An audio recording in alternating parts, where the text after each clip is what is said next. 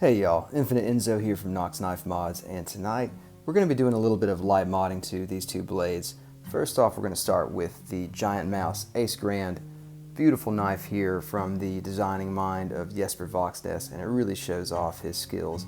And next up, we're going to work on the Cold Steel 8010, courtesy of Andrew Demko. Just an awesome design, timeless design. And the one change we're going to make here, I think, is going to make it look really awesome. But as you can see, it's already been pretty heavily modded by myself. But yeah, we're just going to dive right into the Ace here. And in order to do that, I'm going to show you guys some of the goodies we picked up here. And these were actually gifts from my wife for Christmas. So we have new Tiffany Blue G10 liners for the Cold Steel 8010 from Nathan's Knives. So definitely check him out. He's on YouTube, so you need to go subscribe to him because he has some awesome modding content. I'll leave that up right there for y'all to check out. The other bit of kit that we've got here is from LynchNW. Let's see, we have a sticker from him too, so let's put that out there. LynchNW, I'm sure you've probably heard of. He provides some really awesome pocket clip solutions for Spydercos. I think it started with Spydercos, but now it's like a bunch of different knives. Really nice deep carry titanium clips. So we're going to start off with the Ace Grand and put a new titanium clip in right now. Let's go ahead and close this blade up. So I don't know if if putting a clip in counts as modding, but what do y'all think? You tell me. Do you think you've modded a knife if you've changed the clip out? I think so. You know, the more I think about it, the more that makes sense. You're definitely changing how it came from the factory. So anyway, I hope you guys have been well. It's the day after Christmas over here, and we've had, in my household, we've had some seriously hectic couple of days, and I don't mean it in a good way. It's been pretty stressful, but fortunately everybody's doing okay. Just a lot going on. I'm not going to get into it too much, but I kind of I just needed a minute to, I guess, sort of clear my mind or take my mind off of things, and that's where modding comes in, so that's why we're here, guys. So right here we have this titanium deep carry clip from LynchNW. I love that feather logo on there. I knew this is the one I wanted because the Ace Grand doesn't have a whole lot of standout. Well, standout's not the right word. I mean, it's a gorgeous knife, but it's very minimalistic in its appearance. There's no big logos, there's no big billboarding. There's, obviously there's the logo here, but it's pretty small. And if you want just a little bit of visual flair, I think this is a good solution. So let's get that on there. Did you guys get anything good for Christmas? I hope to hear that you guys, ooh, that looks good. I like that a lot, guys. I hope to hear that you guys got some cool gear, some cool knives, some cool pins, flashlights, whatever your jam is. I also, yeah, I'm forgetting to show you guys this. Where did I leave it? Hang on one second, guys. I'm gonna go grab it. This was my main Christmas gift from my wife this year, the Spyderco Stretch 2 in K390, and ooh boy, I really like it. It's been a while since I've had one of those classic Spydercos with the bidirectional grip texture on the FRN, so I was pretty excited to get it, and very nice gift from her, so I'm grateful to her for that. Not planning any modding on this right now. I kind of think I just want a classic Spyderco that's just untouched in the collection, but I was thinking how cool it would look to put a dark stone wash on that K390 blade, but I think I'm gonna leave it. I don't know. What do you guys think? Do you prefer the satin finish, like the stock satin finish that Spydies come with? I'm not a fan, especially not with the Japanese Spydies that are a little bit more haphazard in the grain. I don't know if that's going to show up on the camera, but it's a little bit all over the place. But still, awesome blade. I'm really happy with it so far. Let that guy sit right there for now. Anyways, let's get this pocket clip screwed in on the Giant Mouse here. So Lynch offers these clips to replace wire clips on several knives, including obviously the Ace Grand, but also other knives in the Giant Mouse lineup, and obviously a ton of Spydies which use wire clips. Me and Walsh both are the same on this. We For me, I guess it depends on the specific knife, but a lot of the time I'm not crazy about wire clips. On the Spidey Chef, I don't mind it so much because I feel like it kind of goes with the look of the knife, but on a lot of Spydercos that kind of throw the wire clip on there, I don't know, it leaves me cold, and I know it leaves Walsh cold because he was just complaining about his Enso from MKM. I believe it's from MKM. It comes with a wire clip and he hates it. So I think he's on the hunt now for something like this. Anyways, yeah, I like that, guys. That looks good. Now see this, I feel like this suits this knife. It's definitely a little bit of visual flair to give a knife that otherwise I have no intention to mod, so it gives it a little bit more pop. And I love that feather, I don't know. I'm sure some of y'all would prefer just the naked look, but anyways, yes, that's awesome. Simple little mod we can do. I gotta close this left-handed. I've messed my thumb up. I've got a big cut right here, and this knife has a somewhat stiff lock on it, so normally I can disengage it no problem, but for some reason this cut is really messing with me. So we'll get this clip out of the way and onto the Cold Steel 8010. We have a little bit more work to do here, guys. We gotta get into the guts, as it were. And I think, am I gonna need yeah, I'm gonna need T6. Let me grab my T6 driver here. And before we do that, I'm gonna have a quick sip in the glass today. High West Rendezvous, a Christmas gift from my mother, and she was she was graciously helped by Wolfman Walsh, so thanks, buddy, appreciate it. For my daily, not daily, I don't drink every day, but for a go-to kind of bourbon that is just good, you know, to have at the end of the day, I think Rendezvous is probably my first choice. It used to be regular High West American Prairie bourbon, but I don't know, there's something about Rendezvous that's really vibing with me, and I would say Campfire as well, but that's like a special occasions kind of bourbon. So yeah, here's to you guys. Hope you all are well.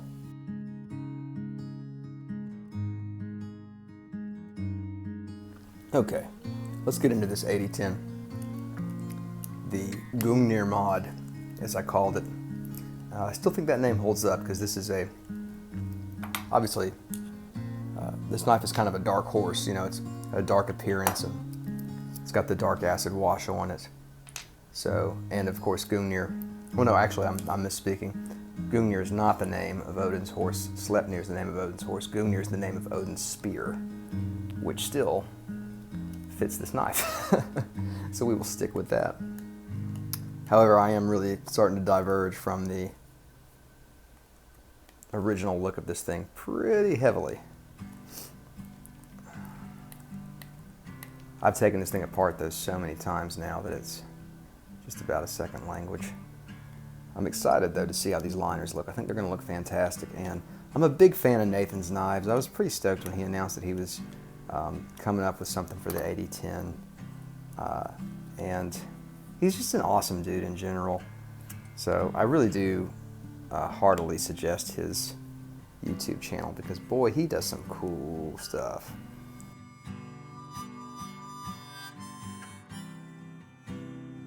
Yeah guys, sorry if I'm not very talkative tonight. I'm just so drained with everything that's been going on, and again, I'm not going to get into it, but it's just been a lot, and I wasn't even sure if I felt like doing this video, but then the more I thought about it, I was like, yeah, you know, I could use a bit of a mental kind of break. All right, let's get in here and get this liner off. Let's see. Usually this isn't too bad to get off. Let's see if we can do it with the blade closed before I go hurting myself. But it might be easier with the blade open. But yeah, it just walks out. Not a big deal. There we go. Leave that Teflon disc. We need to move that. Okay. Put that here. Get this liner out of the way. We don't need it anymore. And let's get this blade out. Perfect. And we will put this washer here. All right. Set the blade over here. Go ahead and put that guy there. And yeah, we are going to need to unscrew from the other side because we got to remove this. Quite a bit of disassembly here. And I guess guys, if you haven't seen this knife already, I'll tell you kind of everything I've done to it. But as you can see here, the lock bar was acid washed, and the backspacer was sanded and then had a rock pattern applied to it. The lock bar also had a rock pattern applied to the kind of the upper half of it. Blade is just a simple acid wash, a very dark acid wash, and I kept these studs stock, you know, satin, and I think that really looks good. I want this blade to look beat up, you know, and with an acid wash like this, over time you'll get that sort of distressed look, and I think for an 8010 it really suits the knife. It suits the aesthetic of the knife.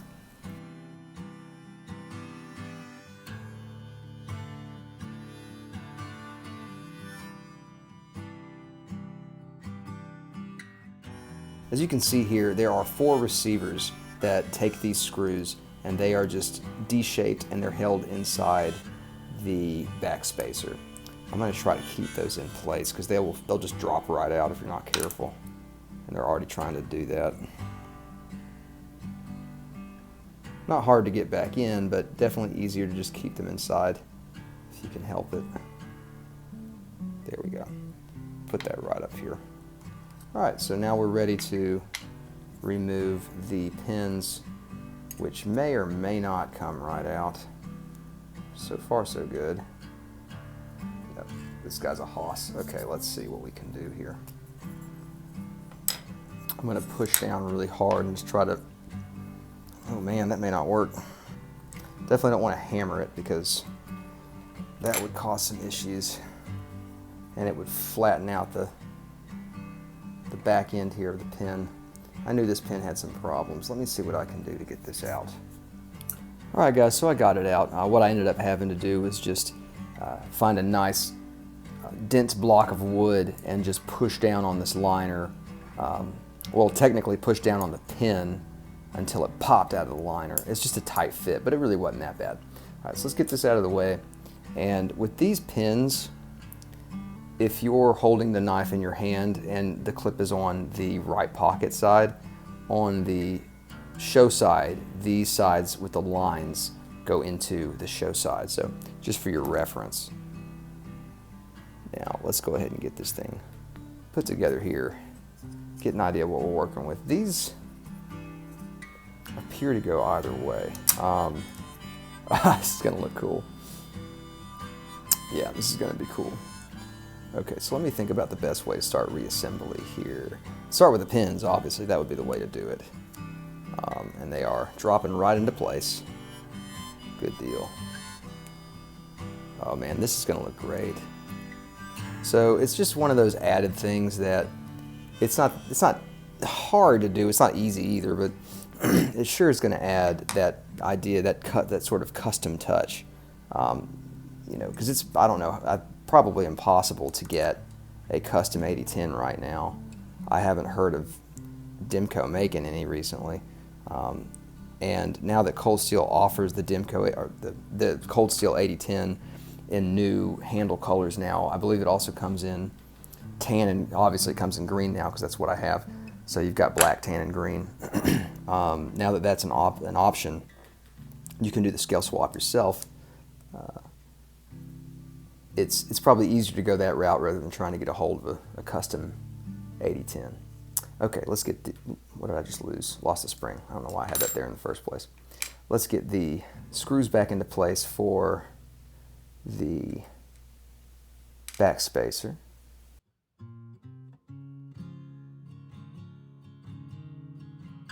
Oh, this is gonna look cool, guys. Now you need to hold your finger over these receivers as you're driving in to keep them from just pushing out, because they'll just push out from the screws. They won't just automatically thread. All right, let's get the pocket clip in place.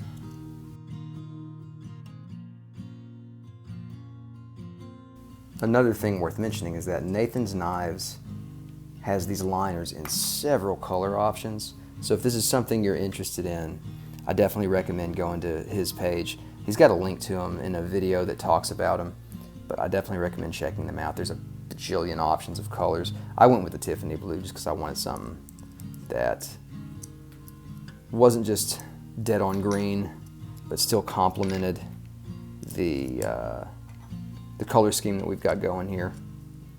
Man, it's going to be awesome. This is going to look great. Okay, what next? Let's go ahead and get the lock bar into place.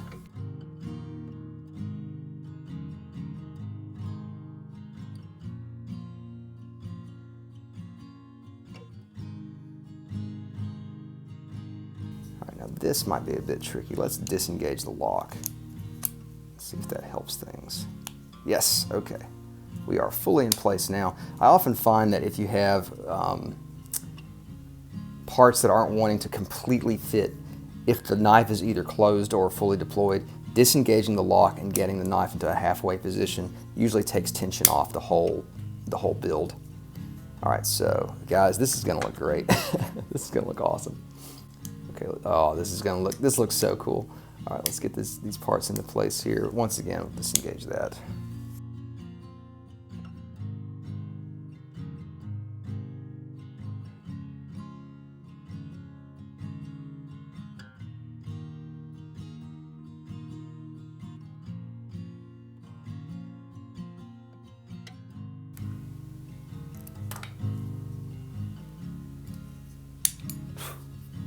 Man, that action is nuts. So yeah, it is, well, it's not off center really. That's hard to tell, guys. Sometimes it wants to close a little bit on the, I guess to the right. Man, that action's crazy. I do know that a lot of custom knife makers will use G10 liners without washers. You see that a lot on traditional knives, traditional customs. So maybe there's something to be said for that action, I don't know. But yeah, this is pretty awesome. Yeah, golly, that's nuts. So yeah, what do you guys think? I really dig the liners. I think this looks really great, gives it that custom look.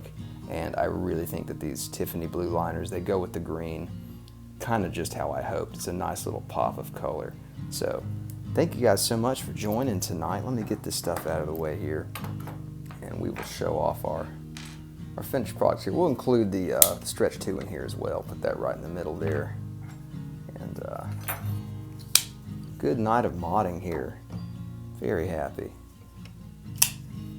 All right, how about that lineup, guys? Jeez, can't beat that.